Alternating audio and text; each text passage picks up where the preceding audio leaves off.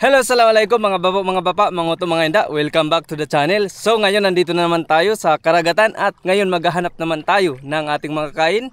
Maghahanap tayo ng seafoods na pwede natin maulam, okay? Ngayon malalim pa yung tubig. May dala tayong baldi at meron tayong mga lalagyan pa sa loob. So ngayon meron pang dagat, hindi pa hunas tuod. So ngayon antayin natin humunas at mangunguha tayo ng masarap na seafoods na pwede natin ulamin. So ngayon may mga tao na papunta na dito dahil ngayon ay magkakaroon ng low tide at marami tayong pwede makuha dito. Ang lawak ng karagatan dito sa amin. So ito ang hunasan at pakikita natin ang mga iba't ibang island dito sa province ng Sulu. Oops. Wow, this is a red hermit crab. Umang. Guys, nakakawa kami king crabs. Wow! King crabs sa manahot.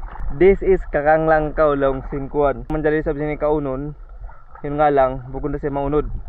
Yung pagtawag ka niya, kakang langkaw kasi mahawain siki. Ayan. Kakang langkaw. Kakang ikaw. So yung kukunin natin ngayon ay lukot. Ayan. So ganito yung lukot. Isa sa mga masarap na seafoods na pwede natin mahanap dito sa dagat. So maghanap tayo ng marami. Ganito yung itsura ng lukot. Ayan. Ngayon guys, ipapakita ko sa inyo kung paano kinukuha ang lukot. So dito lang yan sa Lusay. So ayan guys, meron dyan. Bismillah. Ayan.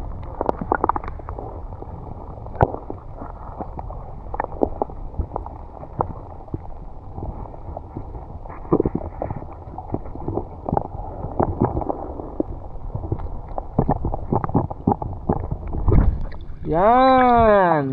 So ito guys yung lukot. Tapos hugasan mo lang dito sa dagat. Ganyan mo lang hanggang matanggal itong mga kanyang mga dumi. Tapos ayan, malinis na. At pwede na natin ilagay sa ating lalagyan. Bismillah.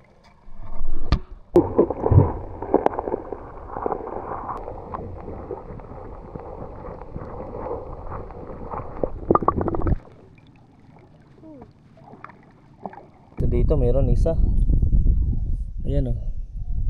So nakadikit lang dito sa lusay. Tapos tanggalin mo lang at ingatan mo lang para hindi maano. Yan.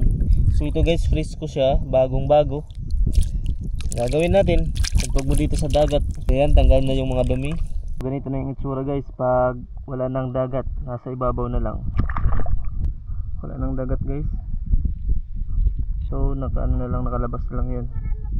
Ayan guys, so ngayon low tide na low tide, super low tide. So wala nang dagat at yan, so kitang kita na natin kung ano yung pupulutin natin dito.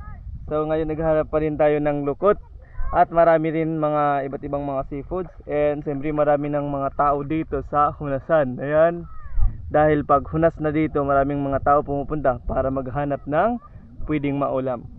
Guys, may nakita akong star, kawawa. Ayan, naarawan na siya guys. So ilagay natin sa may tubig. 1, 2, 3, dito ka. Yan, dyan ka. Woo! Ang ganda ng view dito guys. Asan ang dapaw-dapaw? So guys, dito maraming mga kabataan. Ayan sila, so puntahan natin. Tingnan natin kung ano yung mga kinukuha nila. Let's go. Anong kinukuha niyo? Dapaw-dapaw. Dapaw-dapaw? Oh, ayun dyan. So guys, maraming mga kabataan dito. Nangunguha sila ng dapaw-dapaw. Isa rin sa mga masarap na seafoods. Ito yung kinukuha nila. So this is potato sea urchin. Ayan, so masarap yan. Kailangan mo pa siyang buksan, tapos kunin mo yung laman. Grabe ang angas ng katawan nila guys. Hindi sila tinatamaan ng araw. Yan, ano yan? Dapaw-dapaw. Kita ko? Kita. Oh, leon na badjo. Mga laggo. Itong badjo, badjo. Sabi mga baran si mga matay ni matukas. Di pa gukon sa suka. Kasi hindi guys, so masok lang matupahigad. So anytime bang mabayang kabataan, pwede sila mari, pwede sila manguha kahit anong gusto nila kunin. Depende na lang sa mga kabataan na tamad. Guys, buksan natin. Kita. Yung kinukuha nila guys is dapaw-rapaw. So kung napanood niyo sa mga vlog natin, meron na din akong vlog sa sea urchin or potato sea urchin na dapaw-rapaw. Guys, ang ganda ng view dito. Woo! Tahimik dito guys, depende na lang sa'yo kung gusto mo magingay. Kaya isa sa mga gusto kong ginagawa is pupunta dito sa dagat dahil tahimik at malayo sa mga problema. So ngayon patuloy tayo, maghanap tayo ng lukot. Okay na, bye-bye. Bye-bye. This is ito. So tingnan nyo, cute. Palingkat siya, cute. Pero bang mo siya kagikan, masakit siya makatunok. 'Di ba? Cute nga, pero nananakit. So yung tawag di is ito. Bang siya malaggo, pwede siya kaunon, tapos meron din laman. Isa din sa mga family ng sea urchin. Sa matukas yung tunok niya, bang siya kagikan, mikit siya siki. Tawag di, ito. This is sandulay, wow. Dahil mababaw na yung dagat, yung mga lukot is madali na lang natin mahanap. So ipapakita ko sa inyo dito yung lukot. So kukunin natin. Ganito na yung itsura ng lukot, nasa ibabaw na ng mga lusay. So madali na lang natin mahanap. Ayan. Tapos guys, ganyan lang yung paghugas, madali lang hugasan hanggang matanggal yung mga buhangin na nakadikit. Ito na yung itsura. Tingnan niyo, fresh na fresh yung lukot. So, sa ngayon, ito pa lang yung nakuha natin. Konti pa lang yung nakuha natin dahil marami yung nangunguha dito. Maraming mga tao dito sa dagat. May maulam na tayo, pero dagdagan pa natin para mas marami tayong uulamin pagka-uwi sa bahay. Guys, tingnan niyo, parang ahas, pero this is talyaka. Ayan. So, parang ahas, lumiliit siya. This is family of sea cucumber, pero hindi siya kinakain. Ayan, ang haba Humahaba pa yan guys. Ang tawag dito sa amin is talyaka. Nung bata pa ako, natatakot ako sa itsura. At tingnan nyo naman, ganyan yung itsura. Guys, tingnan yung isang to. This is fresh.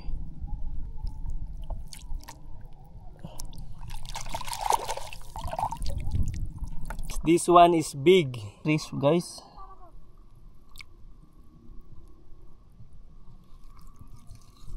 Oh.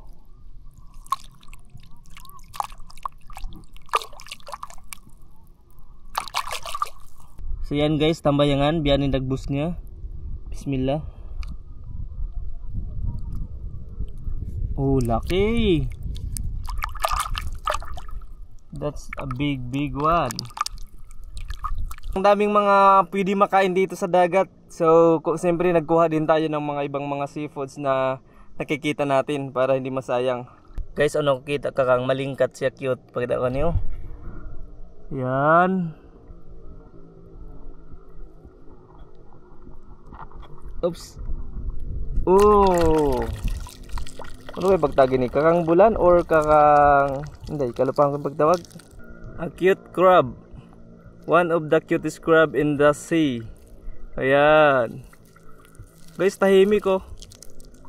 Tahimik. Ang ganda ng shell guys. Ganyan ang itsura.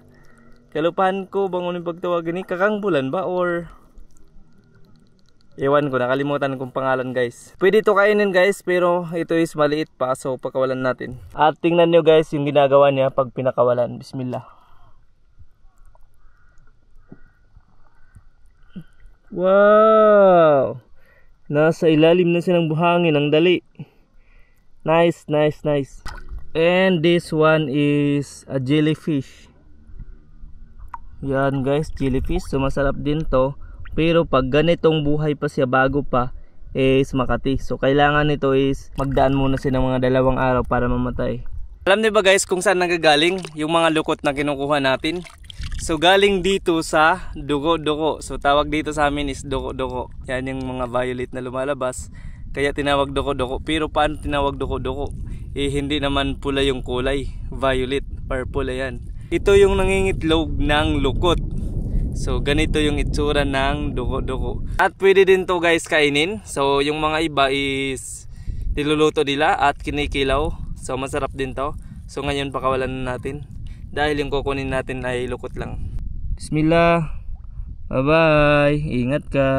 So ngayon guys, ito na yung nakuha natin. Kunti lang dahil maraming mga nangunguha dito. So ngayon pauwi na tayo. At mag-prepare na tayo for iftar. Let's go! So ngayon guys, nandito na tayo sa bahay at ito na ang ating mga nakuhang lukot. Ayan, bismillah. Guys, ang daming nakuha natin. Partida, mag-isa lang ako nagkuha. So ngayon is lilinisan natin tapos badlawan. Bismillah. So ayan guys, malinis na. Meron tayong sibuyas, meron tayong kamatis. At siyempre yung kalamansi. And siyempre meron tayong sili at isa pang switlog. So ngayon gawin na natin. Bismillah. Paghuya kita sibuyas. And siyempre lagyan natin ng maraming kalamansi para mas masarap dahil ito yung magpapasarap sa kanya. Lagyan na natin ng kalamansi. Bismillah. Yan. Guys, promise masarap to. Tinatanggal ko muna itong mga buto ng kalamansi para mas malinis natin kainin. Tapos ihalo na natin. Yan. So meron ng kalamansi, kamatis at sibuyas. Siyempre maglagay tayo ng maraming sili para maramdaman natin ang sarap ng ginawa nating kilaw lukot. Bismillah.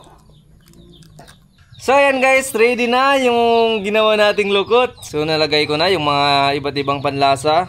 Sibuyas, kamatis, luya, bawang. So naka-free na tayo lukot. Mamaya matitikman na natin to. Guys, promise masarap to.